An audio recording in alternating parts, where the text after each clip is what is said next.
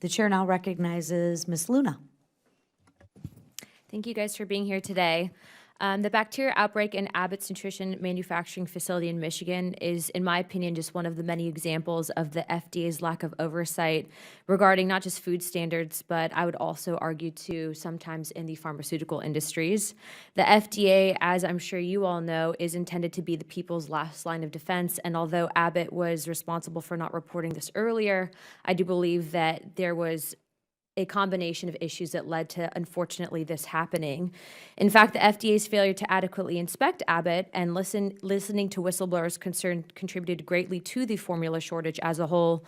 And it took months for the FDA to respond. Had they responded, infants could have been saved. And I'd like to note that it stated in the briefing that we got that 40% of infants infected will die if they have this bacteria, which means that of the 15 members who sit on this committee, if 40% were infected as infants, 6 of these members would not be here. So that's incredibly alarming. But it's clear that the FDA is not doing their job and does not prioritize food safety as well, as many of the food additives, including hazardous food dyes like red 40, yellow number 5, and number 6, are banned in other countries around the world because of their harmful side effects, yet permissible in the United States.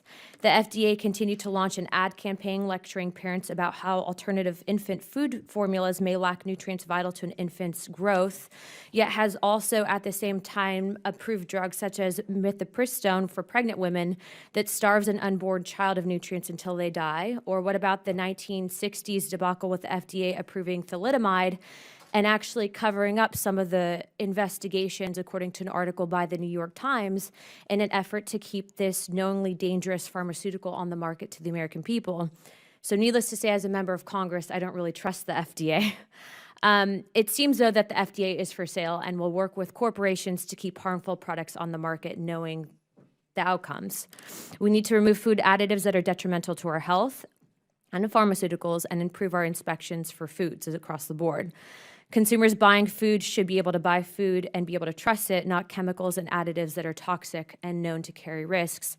I guess my main concern, because I have heard your opening statement and I appreciate your solutions to this, but why is it that Abbott is still an FDA-approved manufacturing facility for infant formula if they've knowingly covered this up? Because that's what it seems like.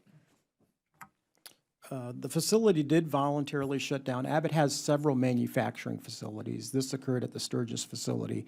The facility did voluntarily shut down, and through the consent decree, there were a series of processes that they had to undergo to give us confidence that they could produce safe product. And they met those requirements per the consent decree, and so now they're back in operation.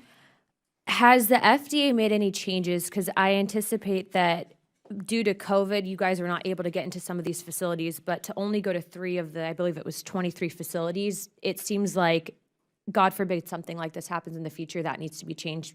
Frankly, if I was one of these parents, I would be completely ticked off at the FDA for not listening to those whistleblower complaints earlier. I think that's a fair criticism. Thank you.